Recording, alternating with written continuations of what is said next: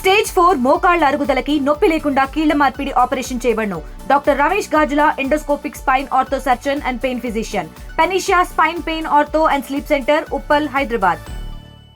ఉప ఎన్నికలను టీడీపీ ప్రతిష్టాత్మకంగా తీసుకుంది. గెలిపే లక్ష్యంగా కూడా కొంతకాలంగా కూడా ప్రచారం చేస్తున్న నేపథ్యం. ఈ నేపథ్యంలో ఈరోజు పోలింగ్ ప్రక్రియ ప్రశాంత వాతావరణంలో జరుగుతుంది. అయితే చింతరాజపల్లె, అదేవిధంగా రాచగుడిపల్లె ప్రాంతాల్లో కూడా కొంత ఉద్రిక్త పరిస్థితులు చోటు చేసుకున్నాయి. ఈ నేపథ్యంలో మనతో పాటు టీడీపీ రాజంపేట పార్లమెంట్ అధ్యక్షులు జగన్మోహన్ రాజు గారు ఆయన అడిగి తెలుసుకున్నారు. అసలు ఎందుకు మీరు ఇక్కడ టీడీపీ నేతలు తిరగడాన్ని కూడా కొంత వైసీపీ శ్రేణులు తప్పుపడుతున్నారు? ఎందుకంటే జగన్మోహన్ రాజు కావచ్చు, ఇతరత్ర నేతలంతా కూడా ఇక్కడికి రావడం జరిగింది. ఎందుకు వాళ్ళు వచ్చారన్నటువంటి విషయం.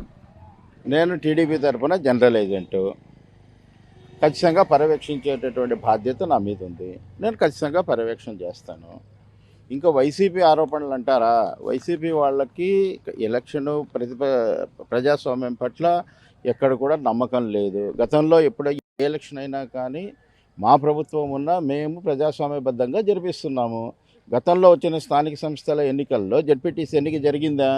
బెదిరించినారు, నామినేషన్ పత్రాలన్నీ తీసేసినారు, కేసులు పెట్టినారు, ఇబ్బందులు పెట్టినారు. అట్లాంటిది చేసుకోలేక, వాళ్ళకి ప్రజల్లో సానుభూతి లేక, ప్రజల్లో వీళ్ళ పట్ల నమ్మకం లేక సుపరిపాలన అందిస్తారన్నటువంటి పరిస్థితులు ప్రజల్లో లేదు కాబట్టి వాళ్ళు వాళ్ళు చేస్తున్నారు. ప్రజాస్వామ్యబద్ధంగా చేస్తున్నారు. వాళ్ళు చెప్పినట్టు చేస్తుంటే ఎలక్షనే ఉండేది కాదు కదా.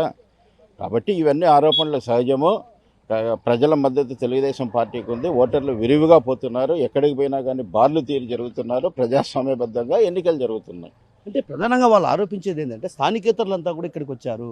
అలాంటప్పుడు మీరే నామినేట్ చేసుకుంటే బాగుంటుంది కదా, ఎందుకు ఈ ఎలక్షన్లు అన్నటువంటి భావన వైసీపీ శ్రేణులు వ్యక్తం చేస్తారు.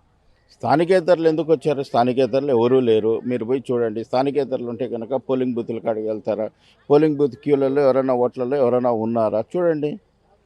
మేము ప్రజాస్వామ్యబద్ధంగా ఉన్నాము. మా ఓట్ బ్యాంక్ ఉందో. నేను జనరల్ ఏజెంట్ను, ఐడెంటిటీ కార్డు పెట్టుకున్నాను. నాకు ఎలక్షన్ కమిషన్ ఇచ్చినటువంటి ఉత్తర్వుల ప్రకారం నేను నడుచుకుంటున్నాను, బూతులు విజిట్ చేస్తున్నాను. అంతే తప్ప అవన్నీ ఏడుపు కొట్టు మాటలు, ఇంకొక మాటలు.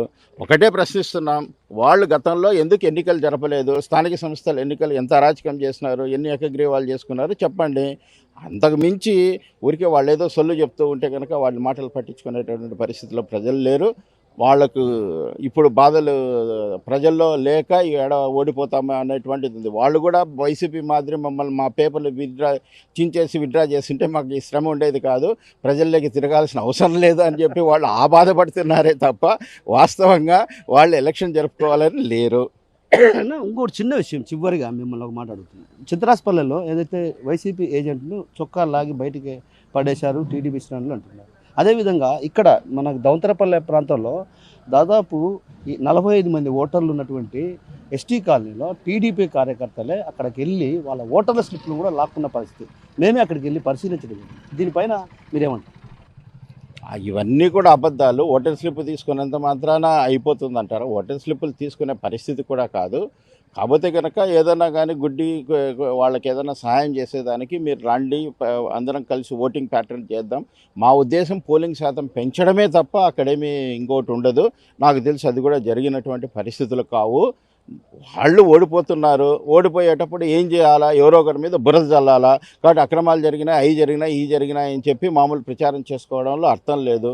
కాబట్టి కేవలం ఓడిపోయేదానికి సాకులు చెప్పి అవన్నీ చూస్తున్నారే తప్ప లేదు. మేము చేయాలనుకుంటే ఈ ఎన్నికలు ఎందుకు జరుపుతున్నాం? సూటిగా ఒకటే ప్రశ్న దీనికి సమాధానం.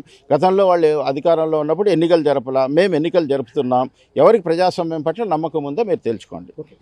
మొత్తం మీద ఏదైతే ప్రజాస్వామ్యం పట్ల మాకు చిత్తశుద్ధి ఉంది, అందుకే ప్రజాస్వామ్య పద్ధతిలోనే ఎన్నికలు నిర్వహించేది వేస్తున్నాం. అయితే ఎక్కడే కానీ ఒంటిమిట్ట, అదేవిధంగా ఇతర ప్రాంతాల్లో ఎక్కడే కానీ స్థానికేతరులు ఎవరూ లేరు. అదేవిధంగా మేము అరాచకాలు అక్రమాలు చేయాల్సినటువంటి అవసరం మాకు లేదు. నేను జనరల్ ఏజెంట్గానే ఇక్కడికి వచ్చానన్నటువంటి విషయాన్ని మనతో పాటు ఉన్నటువంటి రాజంపేట పార్లమెంట్ అధ్యక్షుడు జగన్మోహన్ రాజు గారు చెప్తున్నారు. కెమెరా పర్సన్ ప్రసాద్తో కిషోర్, RTV, ఒంటిమిట్ట నుంచి. తెలుగులో ఫాస్టెస్ట్ న్యూస్ ఇప్పుడు కొత్త అవతారంలో 5 సెకండ్లోనే పూర్తి వార్తా సమాచారం మీ చేతిలో. సోషల్ మీడియా ట్రెండ్స్ మీ కళ్ళ ముందుకే live TV and voice search ఆప్షన్స్తో ఇప్పుడే డౌన్లోడ్ చేయండి. యాప్ లింక్ డిస్క్రిప్షన్లో ఉంది.